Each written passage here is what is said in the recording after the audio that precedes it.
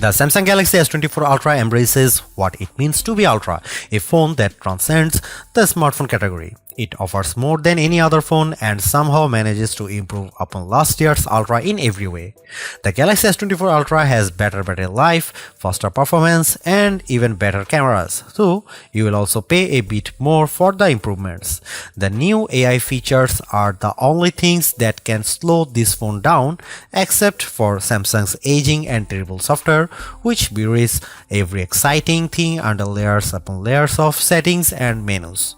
When you see the Ultra in action, it's worth the price, and some features are downright magical, but there's more room than ever for improvement at the top. I bought a Galaxy S23 Ultra last year, trading a Galaxy S21 Ultra for it, and I am sad to report that trade-in deals and discounts at launch are not as enticing as they were a year ago. If you are trading up from last year's model, expect to pay hundreds over your trade value. I would still say it's worth making the leap just this once. Older phones are going to be left out of the newest AI features more and more with every update. That means values could plummet the first time Samsung delivers bad news and drops the features built in on the Galaxy S22 Ultra or something even newer. Is this phone worth such a high price? If you are asking that question, you are viewing wrong review. You want the Galaxy S24 Plus, which is probably worth it. This is the Ultra, this is the extreme phone, the one that does what no other phone can do. You can't put a normal price tag on Ultra, it doesn't fit. The Galaxy S24 Ultra is indistinguishable from the Galaxy S23 Ultra, which doesn't mean there are no differences, but rather the changes are inconsequential. The speaker grills are different, the microphones moved a bit, but mostly the new phone looks like the old phone. That's too bad, because while Samsung's Ultra phone oozes a certain refinement, it isn't very interesting at a glance. A deeper inspection is rewarding. The black glass is layers upon layers of metallic paint, which gives the phone an eerie depth, especially in the ghostly natural grey titanium finish. The violet finish is my favorite, with a great contrast against the polished metal. Samsung pays great attention to detail when it comes to color, materials, and finish. Each color has a subtly hued frame that complements the new Gorilla Glass armor back. The titanium black is all black, while other color options age into warmer frame tones. Apple fans like to point out of the symmetry of their phone as a pinnacle of its design. Frankly, Samsung is more smart than symmetrical. I prefer having power and volume buttons on the same side. It means I don't fill my photo gallery with accidental screenshots every time I grab my phone. Like Apple, Samsung has opted for titanium on the frame this year, but it doesn't make as much difference as it does on my iPhone 15 Pro Max. The Pro Max managed to shed considerable weight this year versus last year, about half an ounce. The Galaxy Ultra, it's a single gram lighter at most. If you have never played with an Ultra, you really need to pick one up and pop the pen. Did you know the S Pen clicks? There is no reason for it. It could just pop out, spring-loaded, but instead the S Pen has a clicky top that is extremely satisfying. Oh, the S Pen is also motion sensing stylus with a Bluetooth camera remote button, but Samsung hasn't neglected the clicky top. Of course, the S Pen isn't just built for fun, it's one of the most surprisingly capable accessories ever. It is as precise as a professional drawing tool, not like a big, clumsy, rubber-tipped stylus that you can buy for an iPhone. It also has Bluetooth built in, so the side button can act as a remote control for other features on your phone, especially the camera. That's right, the Galaxy S24 Ultra ships with a remote camera shutter release, which is an accessory I actually bought to go with my Nikon DSLR. The Galaxy S24 Ultra is flat this year, ending a run of screen curvature that began with the double black diamond slope of the Galaxy Note Edge and subtly resolved itself into a signature Samsung look that refined and reduced the effect of the bezel around the edges. On the front and back, Galaxy S23 Ultra has gently rounded curves that make the phone feel much nicer to hold. The Galaxy S24 Ultra is more sharp, and though it isn't uncomfortable, it feels conspicuously big. The display on the Galaxy S24 Ultra is excellent, as good as you'd hope to find on a premier smartphone. It's huge, bright and colorful, especially using the vivid color tone option. There are plenty of adaptations for this display, including adaptive brightness and color tones that measure ambient lighting and adjust the display to look its best. In bright outdoor light, the display can boost to a stunning 2600 nits, which isn't quite the brightest you can find, but you won't need any brighter. Even more interesting might be the extra dim option. The Galaxy S24 Ultra can maintain good color fidelity even down at 1 nit of brightness. That's dim enough that you could almost check your messages in a movie theater, but then you'd be an extra dim ultra jerk, but you could. There is an always on display mode, but Samsung also still makes its unique S View cases, which provide a small window for time, weather and notifications peeping through a wallet cover case. It's a very cool case feature that Samsung never abandoned, even if we haven't checked them out for a while. Could the Galaxy S24 Ultra display be any better? Absolutely. There are phone displays that can reach 144Hz refresh rate too, that may be faster than a human eye can actually see. It would be nice to Samsung to give up the fight against Dolby Vision on its phone displays and TV sets. If you watch a lot of Netflix, shows looks better when you compare a display with Dolby Vision against a display without. It seems like a silly omission for Samsung not to support Dolby's HDR video standard when it supports Dolby Audio. It has become abundantly clear that Samsung is focused entirely on hardware and has no interest in improving its software. The software on the Galaxy S24 Ultra is terrible and One UI is becoming unusable. Even the simplest features are bogged down with options and menus, and Samsung can't seem to make a single decision about what's best for its users. I am going to give Samsung a year to fix its software problems, though I suspect it will take 2 years or more to dig out of the current mess. Everything that was wrong with Samsung software has gotten worse, and the problems infect every new edition like a disease. The Galaxy S24 Ultra is loaded with features, but where do you find them? Where do you find the new AI translation tools or set up the AI feature that rewrites your text messages? Where do you turn an AI to edit photos or AI to summarize a web page? All in the same place, sadly. The Galaxy S23 Ultra was our overall best camera phone of last year, so rumors that Samsung would be dropping the optical zoom from 10x to 5x set off a flurry of concern. The 10x zoom was the standout feature on the Galaxy S23 Ultra.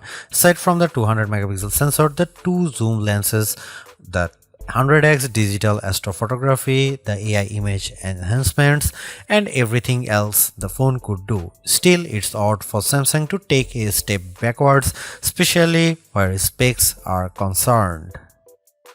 Let's start with the Galaxy S24 Ultra's 5x zoom lens. Samsung has not taken a step backwards, more a step sideways. The Galaxy S24 Ultra still has the best zoom camera you can find on a smartphone.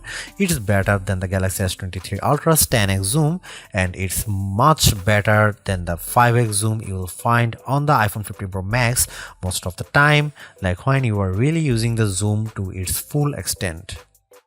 When you zoom in to 10x or even 100x, the Galaxy S24 Ultra produces images with better color and much better dynamic range than the Galaxy S23 Ultra. Where the older camera made images look flat, you will see more depth and shadow with the Galaxy S24 Ultra. What you won't see is plenty of detail. Samsung has sacrificed the fine details in images for better overall quality. It's good trade. Those 10x and 100x zoom images from the S23 Ultra look terrible. Sure, you could make out some details, but they are mixed with noise and blur like a virtual chopped salad. On the Galaxy S24 Ultra, you won't see as much, but you will be happier sharing those photos because they actually look like good pictures rather than police evidence.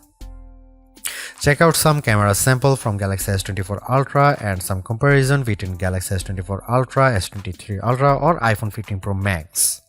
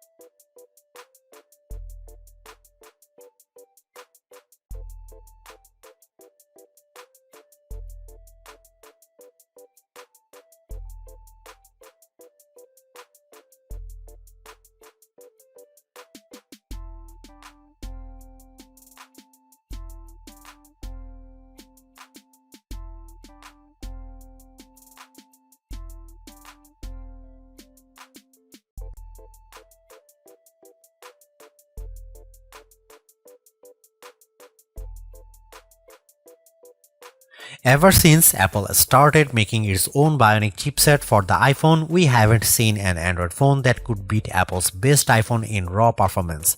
That ends with the Galaxy S24 Ultra. The Ultra is just as fast as the iPhone 15 Pro Max, and in many ways, it's even faster. You may never notice the performance gains, but I have to give credit where credit is due. Qualcomm and Samsung have managed to top Apple's silicon for the first time in years. What does that mean? In the real world, everything that you could do on your smartphone, you can now do faster. If you play games like Call of Duty Mobile or Genshin Impact, you can play at the highest settings and experience fluid frame rates and stutter-free gaming. Pair your game with an Xbox or PlayStation controller via Bluetooth and you will be destroying noobs on pathetic pixels and cheap Motorola phones in your multiplayer arena of choice. Seriously, having a phone that responds so quickly to your commands and movements is a huge win for multiplayer games. Is the Galaxy S24 Ultra a gaming phone? Then you'd better believe it. I tested the Galaxy S24 Ultra against the Asus ROG Phone 8 Pro, a phone that is truly made for gaming. The Galaxy S24 Ultra had no problem beating the ROG Phone 8 in every metric, even producing a higher frame rates on the newest games. If gaming is not your thing, you can still feel the performance benefits. I edit photos in Adobe Lightroom, and on my Galaxy S24 Ultra I can move the adjustment sliders freely and watch my photo change in real time. In side-by-side tests using the new Adobe Intelligent Masking features, the Galaxy S24 Ultra was able to find and select my foreground subject in seconds faster than my older Galaxy S23 Ultra. The only features that cause a delay on the Galaxy S24 Ultra are the new AI features, and that's ironic. For the first time in years, Samsung's commands a lead over its rival Apple, but it loaded the Galaxy S24 Ultra with AI features that Apple has skipped so far. Instead of feeling like everything moves faster on my Galaxy, I have to wait while the AI composes new text messages or makes edits in the photo gallery. Those features aren't worth the wait if there was no waiting. If writing suggestions appeared in real time the way Adobe Lightroom changes my photos, I'd be amazed by the AI tools and I'd use them more often. Instead, every time I see the AI start logo appear, I see a stop sign. You won't find a phone with longer battery life than the Galaxy S24 Ultra. In our lab testing, which involves continuously browsing the web on 5G until the battery runs out, the Galaxy S24 Ultra in its default adaptive display mode lasted a huge 16 hours and 45 minutes. That beats the impressive 14 hours and 2 minutes the iPhone 15 Pro Max managed in our testing. It also outlasts the Galaxy S23 Ultra by more than 2 hours, as beats many other Android phones too. You'd have to buy a hardcore gaming phone with a massive battery inside like the Red Magic 9 Pro with its 6500 mAh cell to get any more battery life from your phone. Samsung didn't increase the size of the battery over last year's Ultra, it just improved power management on the Galaxy S24 Ultra so it saves more juice. The adaptive screen settings can be aggressive, but you can turn them off if you need a bright display all time. You can also adjust settings like screen resolution and processor performance to save more power. There are even more extreme options. Samsung used to have an ultra power saving mode, but now that's just another setting under the power saving features, letting you limit the apps available, turn off edge panels, dim the display, and generally shut down everything you don't need to conserve every watt. There should be a more intelligent power management option that reads your habits and adapts the power saving to the way you use the Galaxy S24 Ultra. Oh wait, there is a such mode and it's called adaptive power saving, but you will never find it. Adaptive power saving is buried under the settings menu, then under device care. Then you have to tap the battery graph, which is a button that doesn't actually look like a button, but trust me, it's a button. Then tap power saving, which also looks like plain text and not a button. Again, it's a button. Hooray! You are almost there. Just find the three little dots in the upper right corner, which is Samsung way to hide even more menus, and then you will finally be able to open the adaptive power saving settings. Why Samsung? Why? Why does it have to be this way? Why can't my Galaxy S24 Ultra come with adaptive power saving turned on by default? If this feature is so useful, why is it hidden beneath 5 layers of menus? Beneath buttons that don't look like buttons and sub-menus that are just cryptic dots. Enough is enough. Fix the software, or this is my last Galaxy Ultra. The Galaxy S24 Ultra charges at 45 watt, which is a respectable charging speed, fast enough to get you well past 50% if you only have a half an hour to charge your phone. In 15 minutes, my Galaxy S24 Ultra was just under 40% charged, and it took around 45 minutes to charge the phone completely. That's even faster than Samsung promises. There are phones that charges faster, like the OnePlus 12 that comes with an 80 watt charger. That phone can reach 100% charge in about half an hour, and OnePlus even has a super fast wireless charger that is capable of 50 watt charging. The S24 Ultra can handle up to 15 watt wireless charging, including the latest QI2 charging standard. The Galaxy S24 Ultra can also charge other devices wirelessly, and if you can find wireless power sharing in the settings menu, I will personally send you a price instead. Just add a wireless power sharing button to the quick settings menu if that's a feature you use often. Unlike the OnePlus 12, the Galaxy S24 Ultra does not come with a charger in the box, and if you want the fastest charging speed, you will need to pay attention to the charger you buy. You can spend a lot of money and get a big Walmart from Samsung, or you can do right thing to get Anker 713 Nano charger from Amazon for around half the price. A refreshed design does not make a true upgrade. New features, new technology, and lifestyle enhancing alternations do. And the Samsung Galaxy S24 Ultra has all of these along with seemingly every other features or specification bump you could want from a new phone. Not only is it worth buying if you don't already own a Galaxy Ultra phone, I'd even say it's worth buying if you have a Galaxy S23 Ultra. It's really that good. Obviously, you don't need to upgrade your Galaxy S23 Ultra, but it's heartening to discover Samsung hasn't just sent out a vogue refresh of its most expensive non-folding phone this year. which is really what it did with the Galaxy Z Fold 5 over the Galaxy Z Fold 4. The Galaxy AI stuff is being pushed hard, and while some of it is worth your time, it's not a reason to choose the Galaxy S24 Ultra on its own.